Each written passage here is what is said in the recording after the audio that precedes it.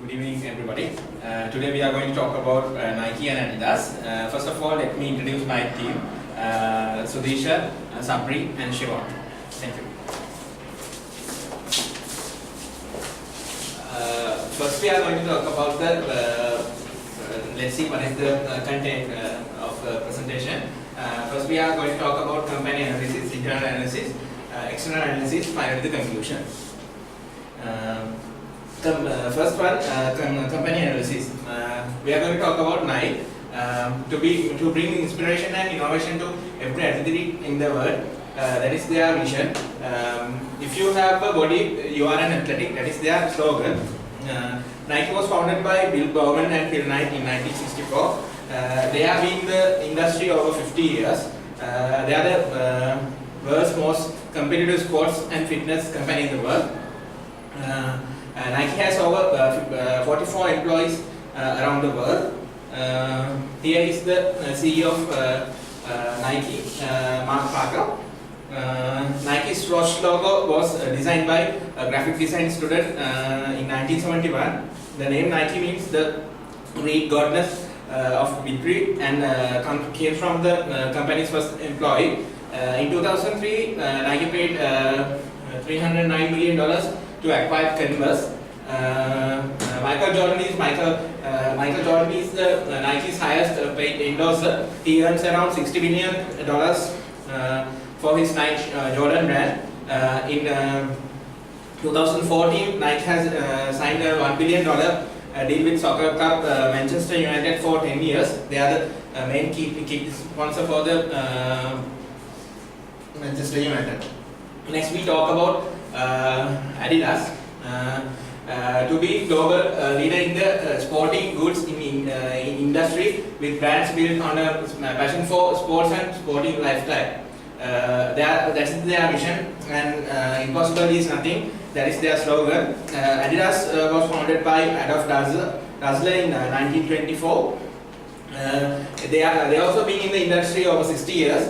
They are the second largest sports wear manufacturing company in the world. Adidas has over 44 employees around the world. They also have the same. Here is the Chief Executive Officer of Adidas Group. Adidas Group's that three-stripe logo was designed by Adidas founder Adi Dassler and was the first used on Adidas footwear in 1947. Adidas is derived from the name of Adidas.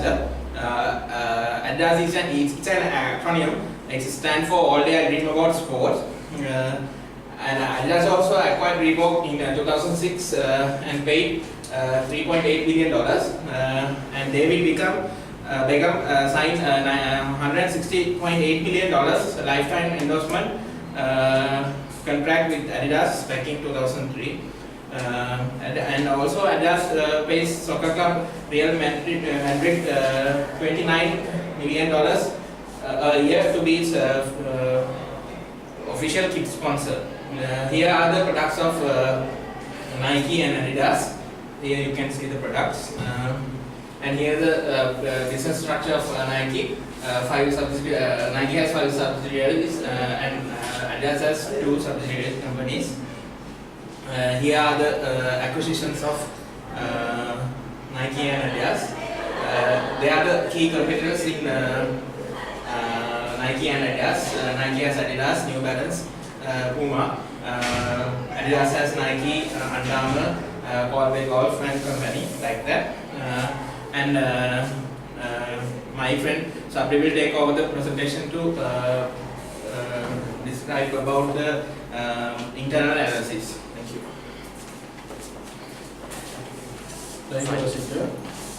I'm going to explain about internal analysis. It contains market share, stock performances, sales, and market capitalization ratio analysis.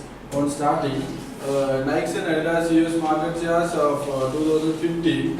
Nike sports footwear 45.2%, Adidas is 5.6%.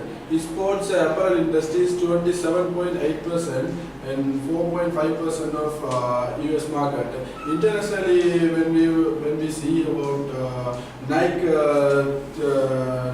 73.2%, and Adidas is 26.8%. Adidas and Nike stock performances in 2016. When we see the February in 2016, little changes Adidas and Nike stock performances. When we see the December 2016, Nike is reduced by minus 16.9, and Adidas increased by 55.48 of stock performances in 2016. And cluster bar chart, Nike and Adidas US and international market. Nike, when we see the Nike sales in US, 3,797 million sales, dollar sales, and Adidas is $490 sales.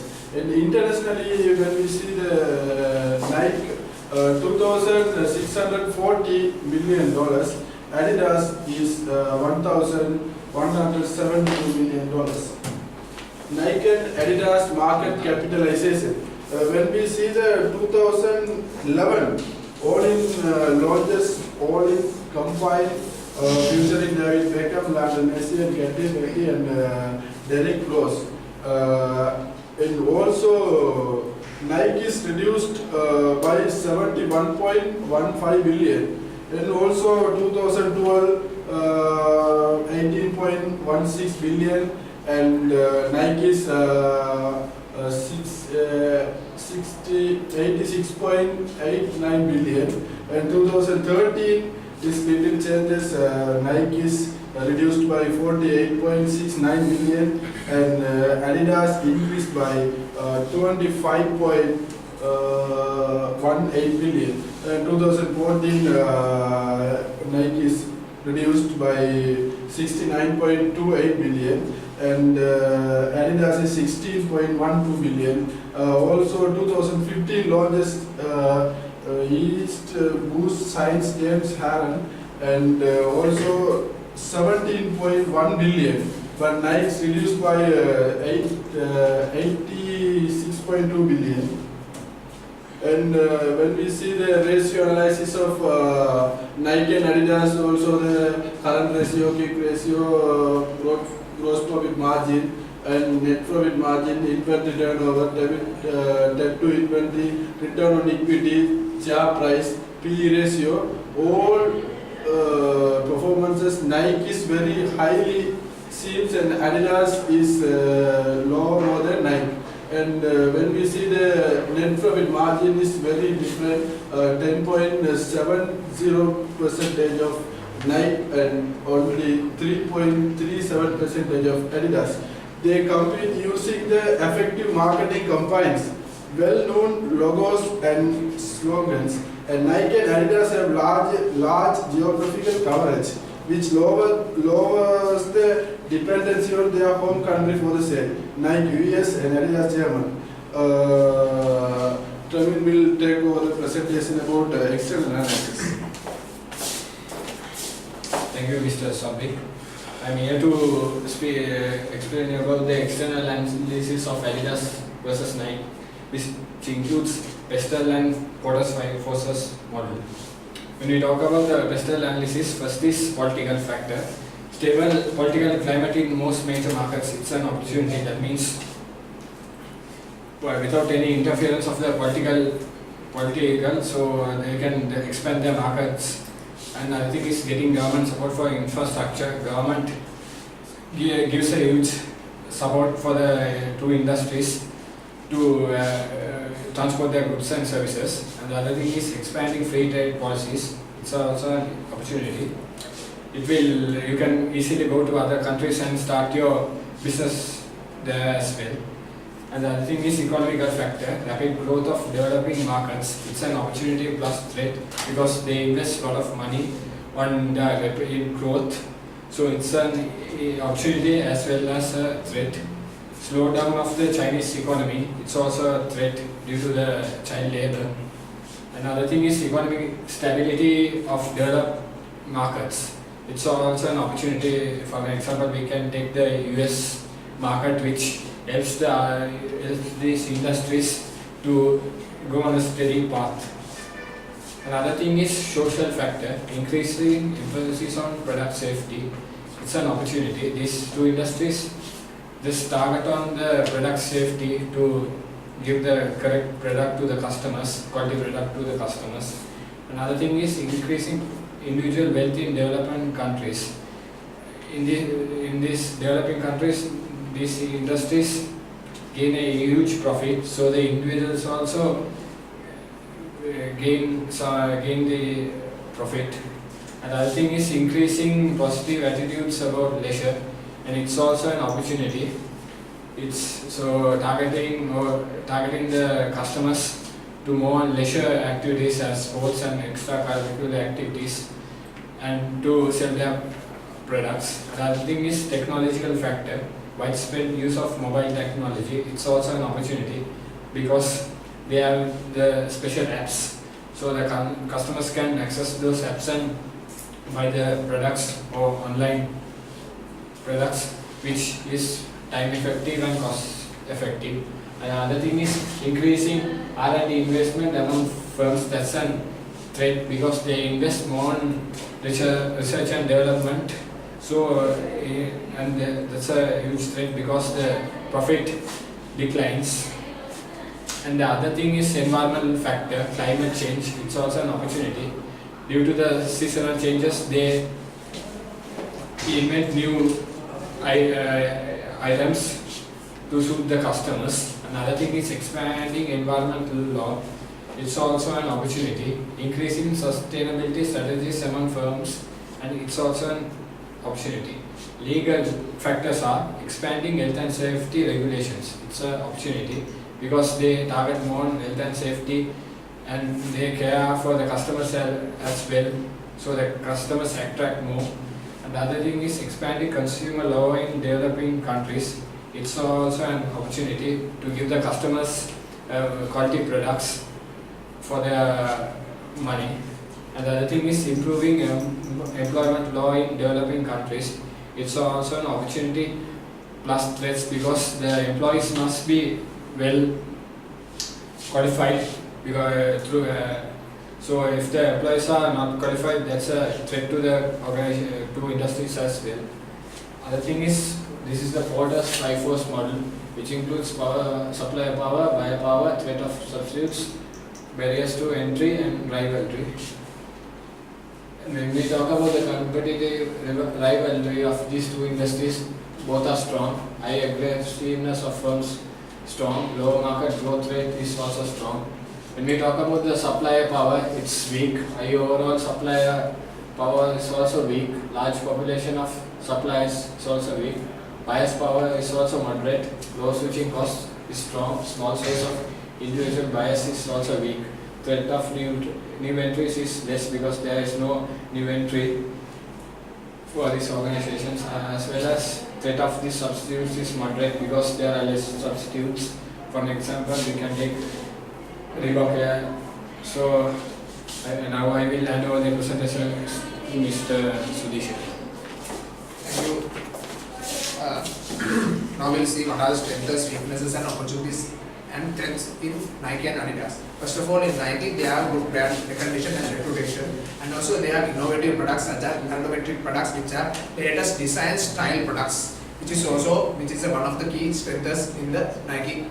And they have endorsement the Switch logo, which is also the main thing which has the power of just do it, and overall excellence in advertising they are mostly capable of. And what are the strengths in Addidas? It is also the brand legacy and heritage, and they have also tuned shoes which is innovative products. Now we see what are the opportunities in Nike. They have the product development for the youth culture. It is mostly competes with others, and the opportunities of getting others with the fashionable products of Nike, which is a brand and the logo, and the opportunities of Adidas, which is the main challenging opportunity for the developed economy for the reasons and other conclusions, and also the highly eco-friendly environment products, which is their mainly key opportunities. Now we'll see what are the weaknesses in Nike. Business, it depends on the footwear markets, and they have a high a high pricing, high price, high reputation, and most of the demand is for the huge high level customers. And in Adidas, the main weakness is the cost ranges of high cost ranges, and other they are outsourcing their products, and mainly they are outsourcing the products like for the main industries. And what are the threats we have in Nike? Their major competitors are the other brands which also control those things, and current fluctuation within the other countries. And also for the threats, they have competitive brands and fake products also called as Addidas. Now we'll see what are the strategies in Nike. Increasing profitability within the worldwide, they have increased their production mainly focusing in China, and also they will adhere to the labor standards which is mostly for the competent of the main competitors. And the strategies of Adidas, when it's come to, they have outsourced their manufacture to third party countries, which is not acceptable, because for the manufacturing process they should have the clear idea about what are they are doing and what are the capabilities that they have starting production up to their showrooms. And they have launched brand value which is in 2004, which mainly focus Laila Ali, which the theme of nothing is impossible.